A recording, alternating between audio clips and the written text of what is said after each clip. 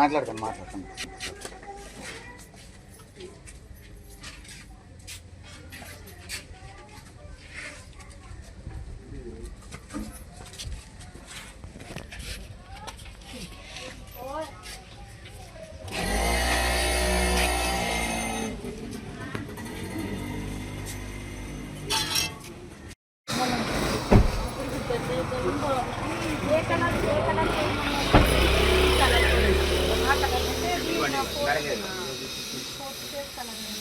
ఒకసారి ఇలా పైకి చూపించండి ఒకసారి.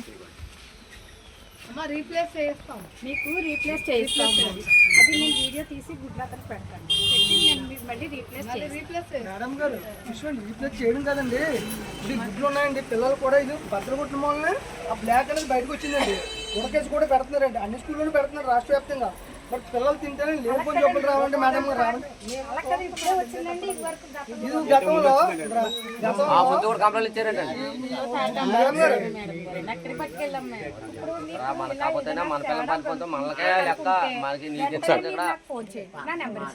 నేను వెంటనే మీకు రీప్లేస్ చేయించి పెట్టి నేను రీప్లేస్ చేయించి మీకు ఇప్పిస్తాను.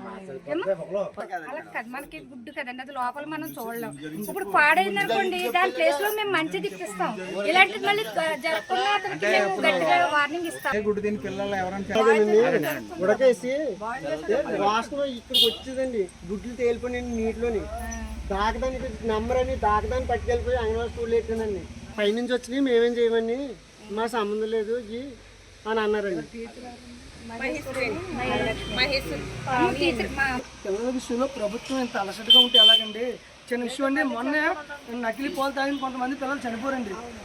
మరి ఈ విధంగా ఈ గుడ్డు ఉడకేసి పెడితే ఎలా ఉంటుంది మేడం గారు? కాదు మేడం, ఒకటి ఇది ఉడకేసి బాబుకి పెడితే బాబు పరిస్థితి ఏంటి? పగల కొట్టాడు కాబట్టి సరిపోయింది, అదే ఉడకేసి పెడితే గుడ్డు సెన్సిటివ్గా ఉంటుంది, అది లోపల ఏముంటుందో మనకు తెలియదు. పాడైంది కరెక్టే ఒప్పుకుంటాం, దాన్ని మళ్ళీ మేము రీప్లేస్ చేస్తాం. ఎందుకంటే తినేటప్పుడు మనం పోల్చుకున్నప్పుడు తెలుస్తుంది. టెండర్ పక్కన వేసుకుంటారు. మాకు అంగన్వాడీ సెంటర్కి గుడ్లు వచ్చినాయి, దానివల్ల నువ్వు ఏ విధంగా గుడ్లు ఏ విధంగా తీసుకొస్తున్నావు, ఏ నిరమ గుడ్లు వేసుకొస్తున్నావు, ఇలాంటి గుడ్లు వస్తే పైకి కంప్లైంట్ చేస్తాను మీరు చెప్పండి. ఎవరు చెప్తారు తల్లి, ఎవరు చెప్తారు అక్కడ?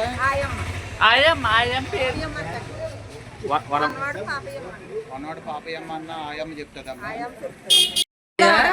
ఎవరండి? ఆయమ్మ పేరేంటి?